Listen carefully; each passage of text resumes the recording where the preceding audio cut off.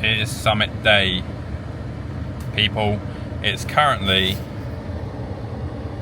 8 o'clock in the morning. Sunrise is at 8:45. I was going to leave earlier, about 7, half 7. But the people at the B&B were honestly so nice that they got up early to make me breakfast to make sure I was fed before I left. And then I ended up having the most amazing conversation with the two of them. So I was just like, I don't care if I'm a little bit behind schedule, because these people were so nice. The guy, you know, used to work in Hollywood as like a film composer, like for the music, and we just had the most interesting conversation. I was just like, look, I'm not being rude to this guy. I'm just going to sit and have this conversation. And yeah, it was just an amazing conversation to start the day, and I am ready. I'm looking forward to getting up this summit. We got about an hour drive to the car park, so we're going to get there around about 9 o'clock, just as the sun's risen, and yeah, see how much snow's up there. I decided to take the crampons just in case we get into a bit of unforeseen slipperiness, but I've got a feeling I might not need them, but it's better to have them anyway. But anyway, it's an hour drive, let's get to it.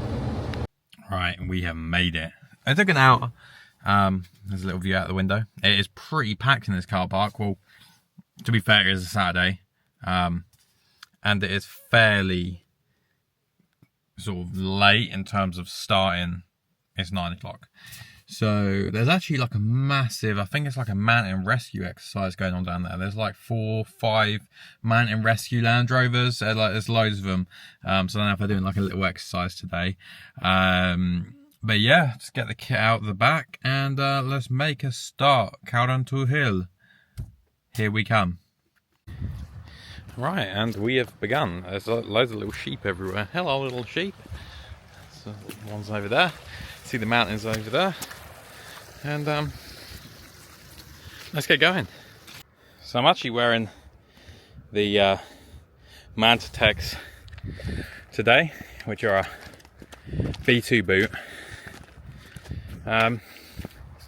This is the first time I've actually taken them out on the mountains. Like, they've been worn around, but never for their designed purpose. But anyway, so here we go. It's beautiful. Honestly, the drive over here was amazing. It was like kind of the hour, not really the hour, golden hour-ish of this like snow-capped mountains through Killarney National Park, and there was no one on the roads. It was like I was the only person left in civilization, and it was just stunning. So I wasn't too sure how cold it was going to be today. Obviously the mountains are covered in snow, so I was like, it might be quite cold up there, but it wasn't negative degrees this morning. It was kind of like 5, so not cold really. I did layer correctly, so merino wool base layer, t-shirt, mid layer, which I've got on now, and already I'm generating some heat. So I may just strip down to the t-shirt and base layer. I have got my down jacket in my bag. I didn't know how bad it was going to be up near the summit, but as things stand, I am getting a warm boy. So if my map is anything to go by, that peak right there, the one in the light, is Carruantoohil. Now to the left of it, where it kind of droops down, there's like a kind of a track. I'm not too sure if that's where we're going. We're going via Devil's Ladder, which is the more tough route. So yeah, we're gonna hit that. I don't know what, it looks pretty snowy up there. It looks like a little fun little time.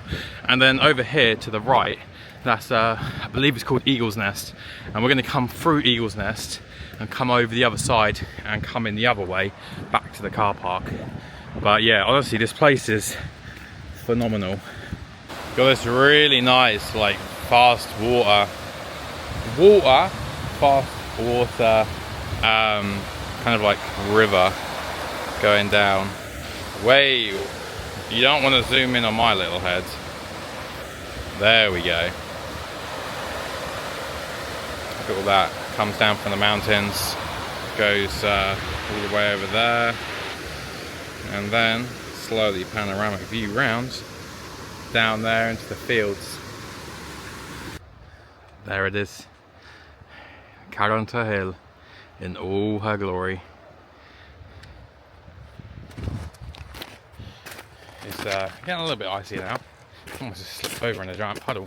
Got the mountain rescue here though, on their exercise. Just over there.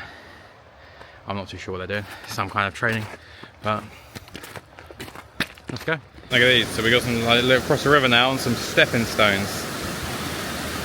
They're pretty cool. And then up we go. I do not know how I just crossed that without falling over. Wet rocks in water and me do not have a great history. I fell into the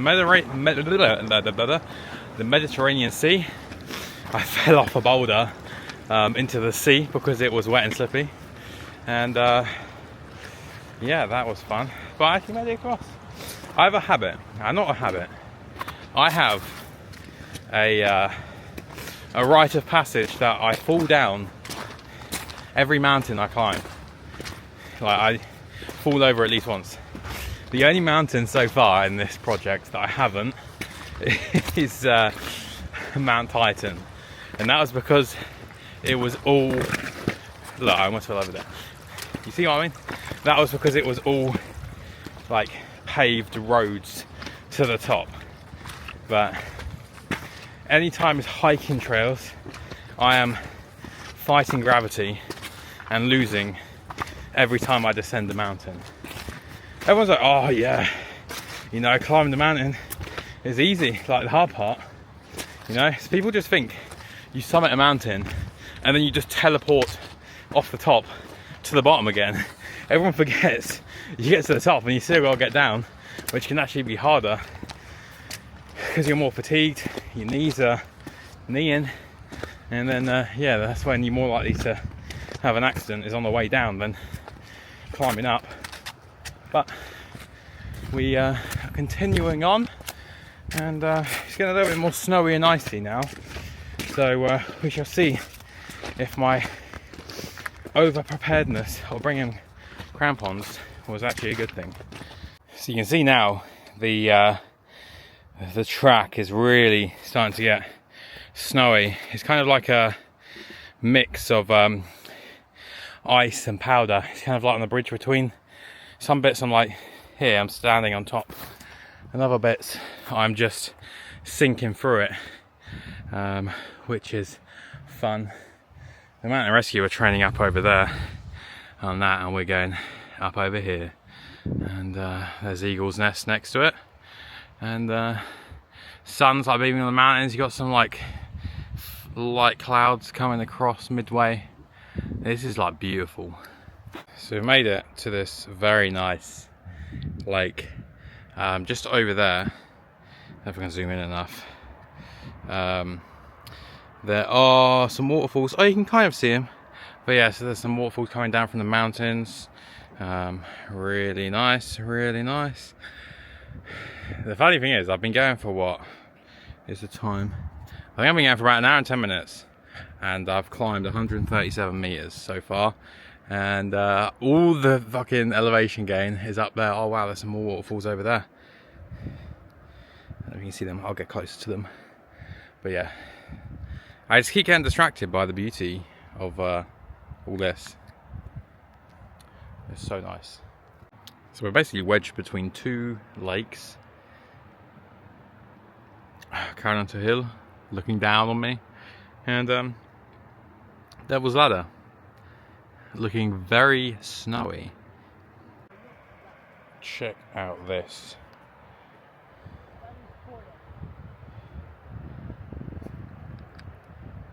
Look at that. And that's where we've come from.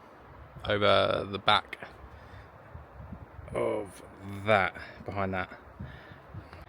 So we've got one problem. I really need the toilet, but there is nowhere to hide. Look, nowhere. It's all open. There's Devil's Ladder. There. There's Carruantoohil. Just looking ominous right now, like real rocky and savage. And then a nice waterfall. And then views over island. So I wanted to go to the toilet behind this rock, so it's out of the way. So I decided to come over here. I've just fallen waist deep through the snow into this like deep stream. Oh man, my feet are soaked and my legs, like freezing water. Luckily, I have a spare set of socks in my bag. For anyone that doesn't bring a spare pair of socks, this is why you bring a spare pair of socks. So yeah, moist. All right, here we go. So this is what I keep in my bag. So it's a little dry bag, seals up, so even if your bag gets soaked, stuff inside will stay dry. It's just like a little 20-litre one. Curls up nicely. Got a spare t-shirt, spare socks. Yeah, because my feet are very wet right now, and I don't plan on walking like 5, 6, 7 more hours with sopping feet. My mistake. I should not have decided to go across that path. I even saw the stream. I was like, oh, the snow was taking my way, and then all of a sudden it was not taking my way. But we live and learn, don't we? I'm thankful I actually prepared and brought socks. Also, I actually prepared this morning because I had breakfast. It is a whole new world, but I'm not flagging or anything. I'm full of energy. Right, quick change done. Fresh, thick, warm socks. Oh, they're so nice. And I also opted for the gaiters on to prevent any further snow going down. I don't even know why I didn't do this in the first place, but I couldn't be asked to get them out of my bag, and I paid the price. So we've now made it to Devil's Ladder. Here it is. I don't know if you can see, there's like tiny people up there. That's what we've got to go up, avoiding all these hidden streams. That was a mission wading through that. It took so much like effort just to move such a short distance. But at some points the snow was like waist deep and you were wading, and yeah, that was you can see why it takes so long to climb like seriously snowy mountains. This part is so slow going, like it's over knee deep, and you've got to navigate all the holes from the streams. So some parts you're waist deep and you've got to avoid falling down them. It is such a slow going slog. Like, it takes so much effort to wade up through the snow in the right place so you don't fall down. It is a bit of a mission right now, but I think we're just coming up to halfway up Devil's Ladder, and I'm hoping the streams stop just up here a little bit, then it should be a bit plain sailing. This is my famous last words. It's a bit of a winter wonderland up there.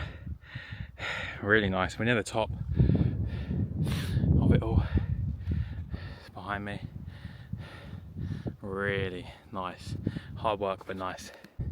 So I made it to the top of Devil's Ladder. There is the summit. Stop for a little lunch break. Now, I made some sandwiches this morning. Some peanut butter jelly, some whiskey marmalade and peanut butter. See how that goes. And then smash into the Lucozade as well for some really nice views. Let's go. Look at that. We've actually eaten. Just about to push up to the summit now, but Look at that. I always think like snow covered mountains when they look like this, they look like a chocolate fudge cake covered in cream, and this now made me crave chocolate fudge cake covered in cream. But onwards up there. I think the hardest part's done because that was absolutely savage. Devil's Ladder. We've seen a lot of people walking with a lot of people haven't even come up here. A lot of people have come up a different route and gone down Devil's Ladder, which is I think the easier way of doing it. See, it's just like a straight drop off. But yeah, glad I pushed myself to do that. It's good training for the bigger mountains where you have to do that a lot more. Always pick the hardest route up the mountain when you're on the smaller ones. Gets you ready for the big ones. But yeah, so we'll push on up. A lot of people, well, mine went blank then. Back to what I was saying. A lot of people will be wearing crampons, but I've just found that it's the snow's just too powdery. Like, I'm not slipping, I'm sinking. Crampons don't stop you sinking, they grip. So it's not really been icy. It's just been really deep powder, so I'm just sinking in sections. But you never know, this part of the mountain might be quite icy, but for the time being I'm keeping them off. We made it to the summit. We've done it. We've done it.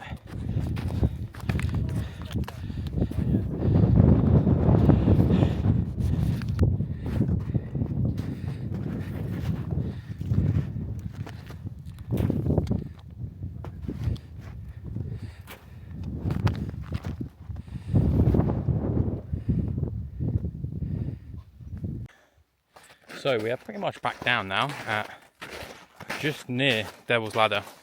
I know I said I was going to go for Eagle's Nest, but Devil's Ladder took me a lot longer to summit than I anticipated, so changes the plan a little bit. But anyway, it was trying to touch the screen with gloves on and it's not working.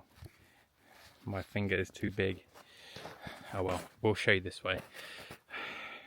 That was the first cloud inversion I'd actually seen in person. It was beautiful, beautiful. Like, we timed that perfectly. Like, even though it took longer than anticipated to get out there, that was perfect timing for the clouds. Just started rolling in as I hit the top, hit the summit, and yeah, it was spectacular. Because the whole day there was no clouds. All the time I was hiking, like climbing, no clouds, and then probably about 150 meters from the summit, the clouds started to come in, and then yeah, I got to the top and it was stunning.